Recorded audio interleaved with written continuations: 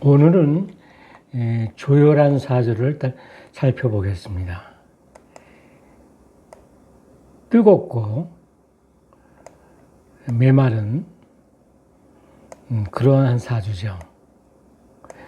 남자 사주이고요. 인월입니다. 추울 때죠. 을목입니다.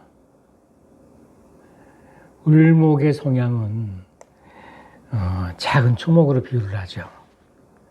그러다 보니까 유연해요. 겸손하고 남을 배려할 줄 알고. 근데 이제 운이 기울거나 그러면 이해타산적으로 변하죠. 누구나 을목뿐만이 아니라 누구나 궁색해지면 사람이 변해요. 그래서 이제 이해타산에 밟게 되고 융통성이 없어지고 또 행동보다는 말이 앞서기도 하죠. 거기에는 항상 돈이 관련이 되어 있습니다. 경제라는 것이 그만큼 중요해요. 돈에 쫓기다 보면은, 돈에 궁색하다 보면 사람이 아주 이상하게 변하기도 하죠. 그래서 일단은 경제를 가장 중요하게 여겨야 됩니다. 그래야 사람이 옹졸해지지 않아요. 근데 이제 인월이니까 이게 우수설이거든요. 상당히 추워요. 겨울과 마찬가지입니다. 그렇다고 해서 이 사주가 아주 틀리기가 쉬운 사주인데, 즉 해석하기가 굉장히 쉬워요. 이런 사주가. 쉬운 것 같은데 사실은 쉽지 않아요. 잘 틀리죠. 춥기 때문에 요 화가 용신이다 라고 단정을 하면 안 됩니다. 저기 화가 있잖아요. 추울 때이긴 하지만 병화가 사화에 뿌리를 튼튼히 하고, 이건 녹을 얻었다고 그러죠. 또 시에도 또 사화예요. 시간이 굉장히 또 중요합니다. 거의 한낮에 가까이 다가가고 있어요. 태양이 잘 비치죠. 그리고 일지가 불이 들어있는 메마른 토예요. 그러니까 이 사주가 있잖아요. 여기 추운 때에 태어났지만 뜨거워요. 화가 너무 많아서. 그리고 메말라 있어요. 그런데 자세히 보면은 이 사주에 물이 없어요. 수물이 없습니다. 보통은 이제 추울 적에는 이제 수가 기신이잖아요. 근데 이 사주는 반대예요.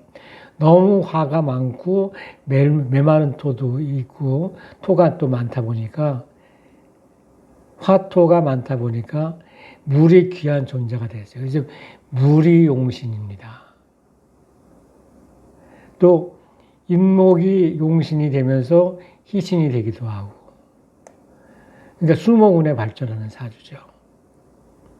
근데 그러니까 신강하잖아요. 요건 화생목이 아니에요. 그 반대죠, 오히려. 요게 신강할 적에는 요게 관성이거든요. 편관입니다. 금국목합니다.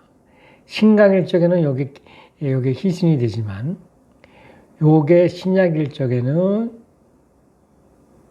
오히려 기신입니다. 관성이. 이해가 가시는지 모르겠네. 자, 그러면 요게 남자 사주에 있어서 요 관성을 갖다가 자식으로 보는 경향이 많거든요. 그러면은 자식 복은 없어요. 내가 약한데 궁극하니까 부담감을 줍니다. 토도 마찬가지죠. 토도 목국토하니까 부담스러워요. 나를 굉장히 유해해 주는 것은 수와 목밖에 없어요. 그러면 이제 사주 원국이 이제 그렇게 돼 있으니까 이 사주가 대운이 어떻게 들어오든 말든 화토가 이렇게 무리가 많다 보니까 수에 관련된 질병이 생길 수 있어요. 그래서 이분은 있잖아요. 그 수가 없다 보니까 수에 관련된 신장에 문제가 와가지고 이 수는 뼈를 주관하거든요. 그래가지고 척지 디스크에도 문제가 오고 수가 부족하다 보니까 수는 또 물에 또 관련이 있거든요. 눈에 관련이 있거든요. 눈에 문제가 생기기도 하고 그랬습니다. 근데 이제 운상으로는 수목운으로 이렇게 왔잖아요. 그러니까 이 사람이 있잖아요. 천재로 태어났어요. 수생목 잘합니다. 더위는 걱정 안 해요. 추울 때지만. 요즘 아파트 어떻습니까?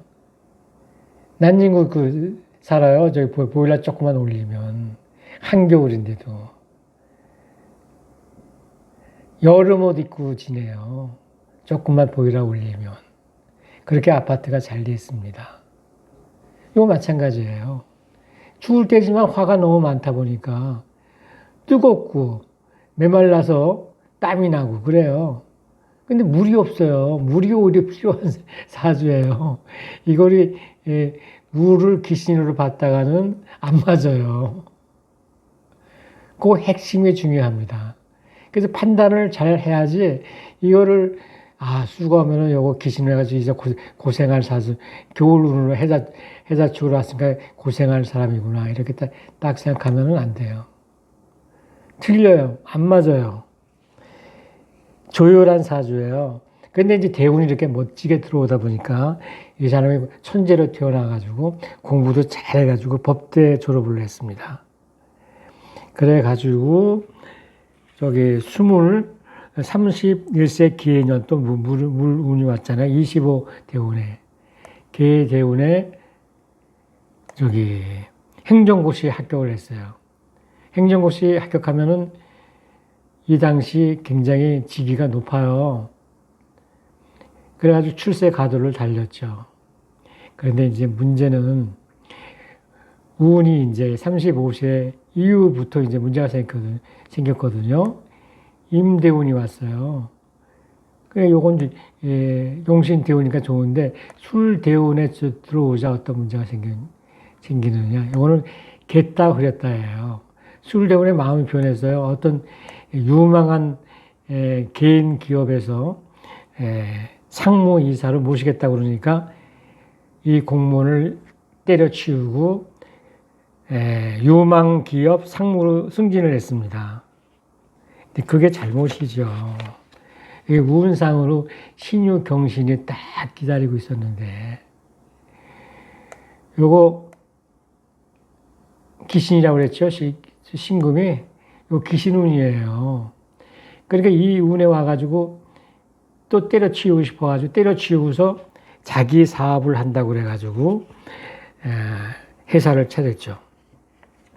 그러니까 여기 45세부터 55니까 54세까지니까 요 신유 대운. 그런데 그 사업을 벌였는데 부진을 면치 못했습니다. 요건 사회적 관계예요. 아들도 되지만. 그러니까 부진을 면치 못했으니까 45세 이후가 고민에 찬 대운이 되고 말았습니다. 그럼 기미대운은 어떨까요? 기미대운은 토생금합니다. 자식이 속을 새겨요. 뭐 사업을 한다, 뭐 해가지고, 자식이 사업한다 해가지고 돈 다 까먹고, 자식 때문에 골머리를 앓고, 그런 상황이 되고 말았습니다. 오늘은 조열한 사주를 살펴보았는데요. 이거 깨딱 잘못하면 해석하기가 반대로 될 수 있기 때문에 조심해야 할 그런 사주입니다. 춘초에 태어났는데, 그러나 화와 토가 많아가지고 사주가 조열해졌어요. 메마르고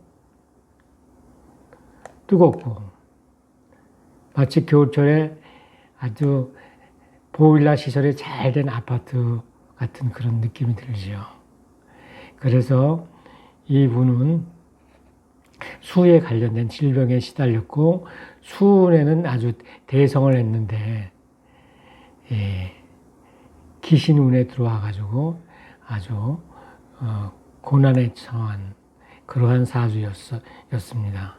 오늘은 여기까지 하겠습니다.